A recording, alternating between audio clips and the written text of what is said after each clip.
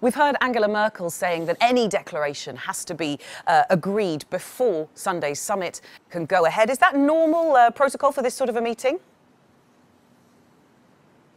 It isn't, Bell, normal procedure, but then of course this is not a normal EU summit. This has been specially convened to try and sign off on this Brexit deal, and really what Angela Merkel is doing this morning is firing a warning shot, more specifically at rather Spain than Britain, because she's insistent that everything needs to be signed, sealed and delivered if she is going to turn up here on Sunday morning. But be in no doubt, she is on one side of the debate, other countries on the other side, not least of all France. There's a bit of a German-Franco split on this, with Emmanuel Macron potentially wanting some negotiations to take place on Sunday alongside other countries such as the Netherlands and indeed Denmark. I suspect that looks unlikely, not least of all because of course the withdrawal agreement, the main bulk of this deal, the 585-page document, is now essentially done. It is a legal text. All this wrangling, the visit by Theresa May, the further visit that we're expecting on Saturday, is in regards to this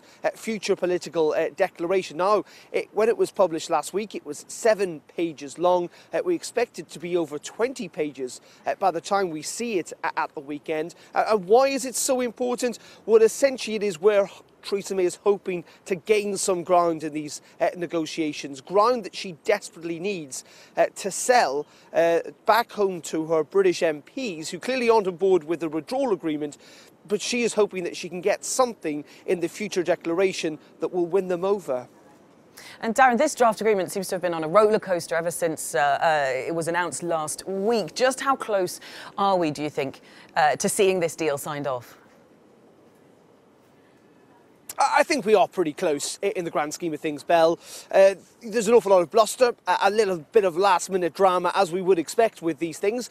It doesn't work badly for both sides in these negotiations. But I think Spain will, in the end, on Gibraltar, potentially give some ground. After all, there are elections in Andalusia. Many see this as a domestic ploy.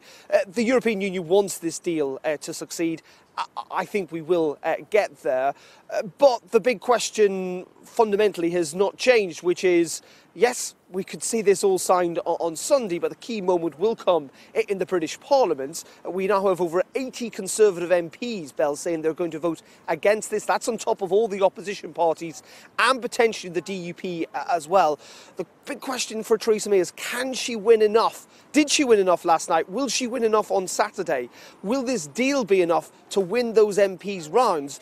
Because if it isn't, and it is defeated in the House of Commons, where does that leave the Brexit negotiations then?